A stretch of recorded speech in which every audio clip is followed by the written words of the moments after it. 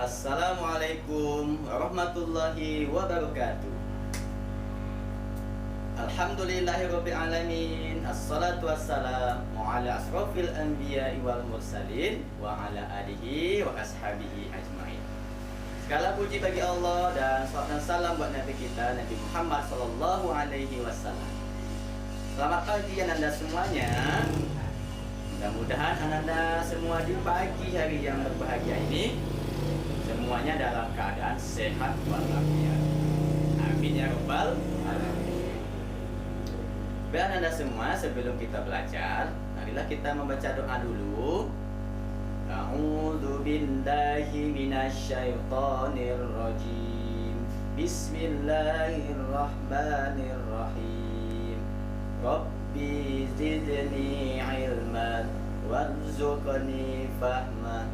Ya Allah, tambahkanlah ilmu kepadaku dan berilah aku pemahaman. Amin. Baik Anda semuanya, di pertemuan sebelumnya kita sudah belajar ya sub pembahasan yang pertama yaitu makna Nabi dan Rasul. Kemudian di sub kedua tugas dan sifat-sifat Rasul ya. Kali ini kita masih pada pembelajaran 7 tentang Rasul ya, tentang Rasul. Nah, pembahasan yang ketiga. Nah, apa itu? Adalah Rasul Ulul Azmi. Rasul Ulul Azmi. Nah, Anda semua pada pembahasan yang ketiga ini, pada pembelajaran yang ketujuh, Rasul Ulul Azmi pertama, Anda semua harus tahu ya, apa sih itu Ulul Azmi ya. Nah, coba Bapak tanya dulu, ada berapa Rasul, Nabi dan Rasul semuanya yang wajib diketahui? Iya benar, ada 25. Hebat. Nah, dari yang 25 itu sayang, ada diantaranya itu yang disebut dengan Rasul Ulul Azmi. Rasul Ulul Azmi. Nah, dari 25 itu dia ada 5. Nah, ada 5 yang disebut dengan Rasul Ulul Azmi. Sekarang pertanyaannya, apa yaitu artinya Rasul Ulul Azmi? Ya. Sekarang Rasul adalah utusan Allah ya. Ulul artinya memiliki, azmi keteguhan. Keteguhan yang kokoh, yang mantap. Nah, Rasul Ulul Azmi artinya utusan Allah yang memiliki keteguhan hati yang kokoh, yang kuat, yang mantap, serta memiliki kesabaran yang luar biasa. Nah, itu namanya Rasul Ulul Azmi. Dah ingat ya? Apa tadi, coba diulang lagi nak? Rasul Ulul Azmi itu adalah utusan Allah yang memiliki keteguhan yang luar biasa, keteguhan hati yang luar biasa, dan memiliki apa tadi? Kesabaran yang luar biasa juga. Nah, mereka ada berapa semuanya? Ada 5 ya. Dari 25 Nabi dan Rasul itu ada 5 diantaranya yang memiliki keteguhan hati yang luar biasa. Kan? Siapa yang berlima itu? Nah, yang pertama namanya Nabi Nuh alaihi salam. Yang kedua namanya Nabi Ibrahim alaihi salam. Yang ketiga namanya adalah Nabi Musa alaihi salam. Dan yang keempat namanya Nabi Isa alaihi salam. Dan yang kelima Nabi Muhammad sallallahu alaihi wasallam. Ayo, masih ingat tidak yang sampaikan tadi? Apa? Coba sebutkan 5 nama Rasul Ulul Azmi tadi. Satu apa? Iya benar, Nabi Nuh alaihi salam. Yang kedua apa? Nabi yang kedua? Ya, Nabi Ibrahim alaihissalam. Yang ketiga, Nabi Musa. Ya benar, Nabi Musa alaihissalam. Yang keempat, Nabi apa? Nabi Isa alaihissalam. Benar, hebat. Kemudian yang kelima lagi, apa lagi yang kelima? Nabi Muhammad Sallallahu Alaihi Wasallam. Nah, ada 5 ya. Nah, itu urutannya.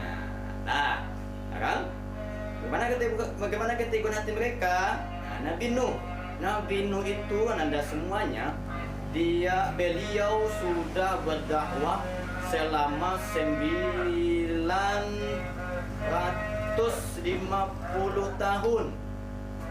Ya. Nabi Nuh berdakwah selama 950 tahun. Waduh, lama sekali sayang, ya. Tetapi sedikit sekali yang mau mengikuti dakwah Nabi Nuh alaihissalam ini, ya. Dakwah Nabi Nuh adalah mengajak manusia untuk menyembah kepada Allah. Tetapi banyak yang tidak mau, bahkan keluarganya, anaknya juga ada yang tidak mau mengikuti ajakan atau dakwah dari Nabi Nuh alaihissalam. Nah, sehingga kemudian datanglah suatu masa Allah memerintahkan kepada Nabi Nuh untuk membuat bahtera yang besar. Apa itu bahtera? Kapal yang besar di puncak gunung. Nah, serta-merta ya warga ketika itu, masyarakat ketika itu mengejek Nabi Nuh, mengatakan Nabi Nuh gila, sudah gila Nabi Nuh itu. Kenapa? Masa mau berkapal di atas puncak gunung, gitu kan? Nah, tertawa semuanya. Tetapi Nabi Nuh tetap sabar, ya, tetap mengajak untuk menyembah kepada Allah.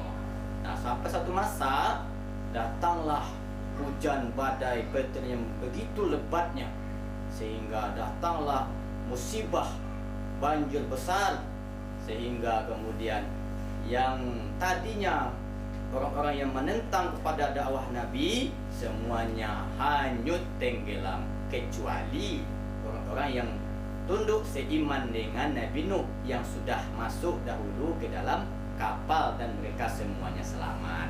Ini Nabi Nuh. Nabi kedua, Nabi apa? Nabi Ibrahim. Nabi Ibrahim juga begitu. Dia berdakwah supaya orang menyembah kepada Allah, tetapi banyak yang tidak mau, termasuk orang tuanya juga tidak mau. Akhirnya apa? Nabi Ibrahim memusnahkan patung-patung semuanya. Dan akibatnya apa? Nabi Nuh ditangkap dan dibakar dalam api.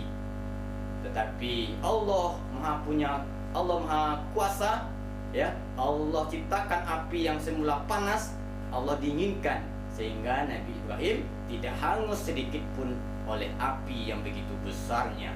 Nah, ini kemudian Nabi yang kedua. Nabi yang ketiga adalah semuanya Nabi Musa, ya. Nabi Musa demikian juga. Waktu bayi sudah mau dibunuh oleh Raja Fir'aun, tapi oleh ibundanya, waktu bayi Nabi Musa ini dihanyutkan ke Sungai Nil dan ketemu dengan istri Fir'aun dan tumbuh di istana, ya. Kemudian ketika dewasa mendakwahkan juga kepada Fir'aun untuk menyembah kepada Allah, tetapi Fir'aun juga tidak mau dan akhirnya mau membunuh dan menangkap Nabi Musa. Allah beri kekuasaan kepada Nabi Musa dengan mukjizat, tongkatnya bisa berubah menjadi ular yang besar, bisa membelah lautan, ya, dan sebagainya. Itu menunjukkan kenabian, kerasulan dari Nabi Musa alaihissalam. Nah, Nabi yang keempat lagi apa? Nabi Isa alaihissalam. Nabi Isa lahir Anda semuanya tidak ada bapaknya, tapi ibundanya yang bernama Siti Maryam, ya, bisa hamil, ya. Lalu lahirlah Nabi Musa dan Nabi Isa, ya. Nabi Isa waktu bayi, karena dikira oleh warga kampung ketika itu adalah anak perbuatan yang tidak baik, dan Allah kasih mukjizat kepada bayi ketika itu yang bernama Nabi Isa ini untuk bisa berbicara, dan dia menjelaskan bahwa dia adalah anak suci, bukan anak yang disangkakan adalah anak dari perbuatan yang tidak baik, ya. Lalu Nabi Isa tumbuh besar juga mendakwahkan kepada dakwah mengajak menyembah Allah, tapi juga tidak mau. Kebanyakan orang ya Akhirnya Nabi Isa pun ya dikasih mukjizat oleh Allah, bisa menghidupkan orang mati, ya kan? Dan lain sebagainya. Ada banyak lagi. Dan kemudian ketika Nabi Isa mau ditangkap, ada pengikutnya yang berkhianat. Siapa namanya? Yudas Iskariot. Ternyata kemudian Yudas Iskariot inilah yang diserupakan oleh Allah menjadi seperti Nabi Isa, dan dialah yang ditangkap. Dan Nabi Isa dinaikkan oleh Allah ke atas langit. Nah, begitu juga tantangan yang dihadapi oleh Nabi Isa ini. Selanjutnya, terakhir Nabi yang kelima, ulul azmi ini adalah Nabi Muhammad Sallallahu Alaihi Wasallam. Ya, Nabi Muhammad juga begitu ya. Dari dalam rahim sudah meninggal ayahnya. Usia 6 tahun meninggal lagi ibundanya. Kemudian tak lama kemudian diasuh oleh kakeknya meninggal juga. Kemudian diasuh lagi pamannya juga tak lama kemudian meninggal juga. Kasihan sekali.